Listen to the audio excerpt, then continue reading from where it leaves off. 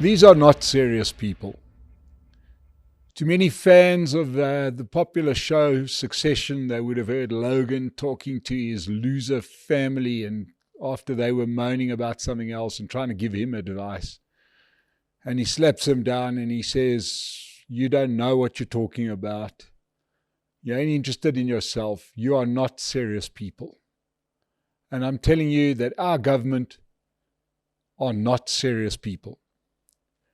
This idea that our President Cyril Ramaphosa had in the response to the revelations of General Mkhwanazi about crime that goes to the very top level of our government can be solved by yet another commission of inquiry that the country doesn't want, by putting the minister on special leave, by bringing in an academic who sometimes moonlighted as a politician without too much success, is proof of this.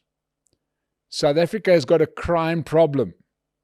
Finally, somebody comes out there and gives them the proof, and our president decides this is the solution. Not to go and do anything about the crime or the allegations, but to get a commission of inquiry. Not to fire the minister, but to give him unpaid leave at your and my expense. Commission of inquiry, another retired judge at our expense. I suppose it was way too much to expect from President Phala himself that he would actually do the right thing. You know, this president of ours, he said at the Zondo Commission that he didn't know that corruption was this bad. Well, he must have also walked past every bookshop in the country with his eyes closed, because there were volumes of books written about the crime in the state capture that took place while he was vice president. These are not serious people. The biggest problem facing South Africa is our economy. Joblessness, the loss of hope in the population. On top of this, our top export market, the USA, slaps tariffs on South Africa. 30% more South African goods are going to cost Americans, which means they're going to buy less. Now let's just look at what has brought this situation on. We understand that it's quite hard to predict what President Trump is going to do, and he's been signaling that he's going to be imposing tariffs on countries. But let's look at South Africa's role in this. We haven't had an ambassador in America for 5 years. 5 years that we didn't appoint an ambassador. Well, I lie, because we did try in the middle of this to impose Ibrahim Rasool on the poor Americans as if they don't have enough problems. This is the same guy who was terrible the last time he was there as the ambassador. He clearly hates America, but yet our government decides that this is the right guy to send to America as the ambassador. These are not serious people. Every other country in the world could see what was coming. President Trump had said, negotiate a deal. People said, send trade emissaries. India sent their prime minister. Britain sent their prime minister. Canada sent their president. South Korea, Japan, countries went there to negotiate a deal. It's too important not to do a deal. This wasn't about Donald Trump. This was about protecting the interests of your citizens, where you sell stuff to America. What did we do? Nothing. The only time our president went to America was to explain that our problem isn't just the murder of farmers. Our problem is that we murder everybody. He didn't try and do a trade deal while he was there. He never mentioned trade. These are not serious people. So here we sit. Another problem. The ANC has lost its majority in the last election. Given that they are the liberation movement, there was a massive vote of no confidence for the people of South Africa. I take exception to it when people say, oh, voters will just keep on voting for them. No, voters didn't vote for them. That's why the ANC only got 40%. So a government of national unity gets put together, which was very, very popular. The idea being, get a whole lot of people in government and put their best talents to use. Get everybody who's best at everything doing the stuff that they're best at. But instead, the ANC used their presidential position to lord over their partners and to not decide who could be put to use in the best interests of the country. That was never even a consideration. It wasn't like you could get the best police minister who maybe came from a different party to the ANC. They would have made all the sense in the world because the corruption vests largely with the ANC, and it's difficult for an ANC minister to investigate ANC people. So give it to another party. That was the intention of the GNU. We understand that the ANC doesn't understand business. Why try and run the economic cluster? They're very bad at it. They've proved this in chunks for years. That's why we've got many parties in the government of national unity. Let one of them run those important positions.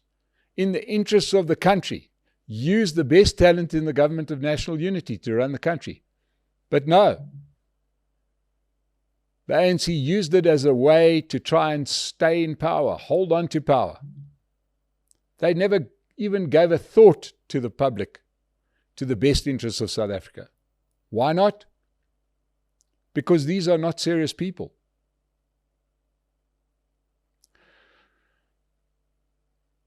They say all politics is local. You decide who you're going to vote for when you step outside and your street has got potholes on it, where your street lights don't work, where the water doesn't run through its taps. This has been a problem for decades in South Africa.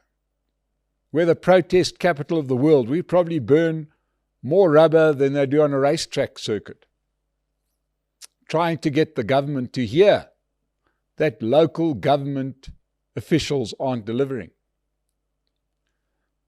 The government of national unity was an opportunity to deal with this.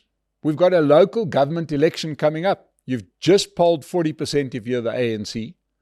Why wouldn't you at least get rid of the corrupt people who we know are corrupt, or deal with areas, deal with the Auditor General's report, which showed that less than 1 in 6 of our municipalities and metros gets a qualified audit. But no, never ever once were the interests of you and I, South African citizens, even considered. Why not? Because these aren't serious people.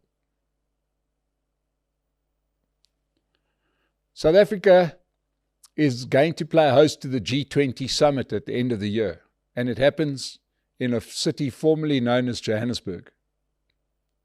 A disgrace of a city, if ever there was one, where the streets have holes in them, where the street lights don't work, where the traffic lights don't work, where the metro police are only there to shake you down late at night, where our traffic is directed by homeless people,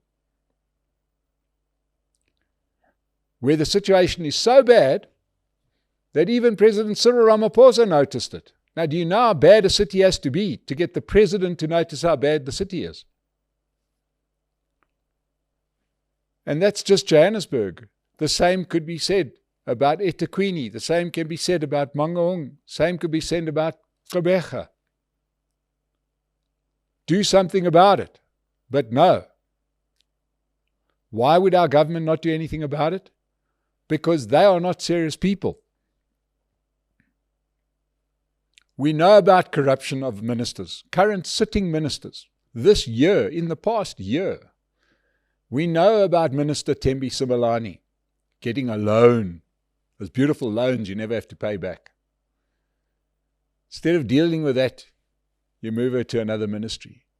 We know about Minister Nkabani being shown for lying to Parliament, for employing ministers' sons as CEOs of SETAs. Now we have Minister Senzo Mkunu. We know, but why does the government not act? Because they are not serious people. They don't care about this country. They only care about their own well-being. Now, I want to be careful here, because this is no longer just a government of the ANC. There are 10 parties in this government of national unity. There are 10 parties that inhabit this kennel full of fleas. And do those parties think for a minute that those fleas aren't going to jump on them? What are those parties doing to improve the lives of South Africans? How are they going to explain to their voters that they were in the government of national unity for this number of years and the economy didn't grow? But don't blame us, blame the ANC. That one doesn't wash anymore. Those parties may have said that they're in this government of national unity to keep out the alternative. What alternative? What are you talking about? How much worse do you want this place to get before you actually do something? Right? It is time for our political parties to understand that they are also there to do a job. And I'm talking about the non-ANC parties in those GNUs. Because I want to ask a question about those political parties. They may have been part of this GNU just to keep out other parties. But what are you doing? So the DA may have improved the turnaround times at Home Affairs. Is that okay when the economy is not growing? Is that okay when we've got corruption in the police force and a dysfunctional police force? What are you going to do? Write a strongly worded letter to the editor? Do something. What about the Patriotic Alliance? They're in partnership in Johannesburg. They are part of this mess called Johannesburg.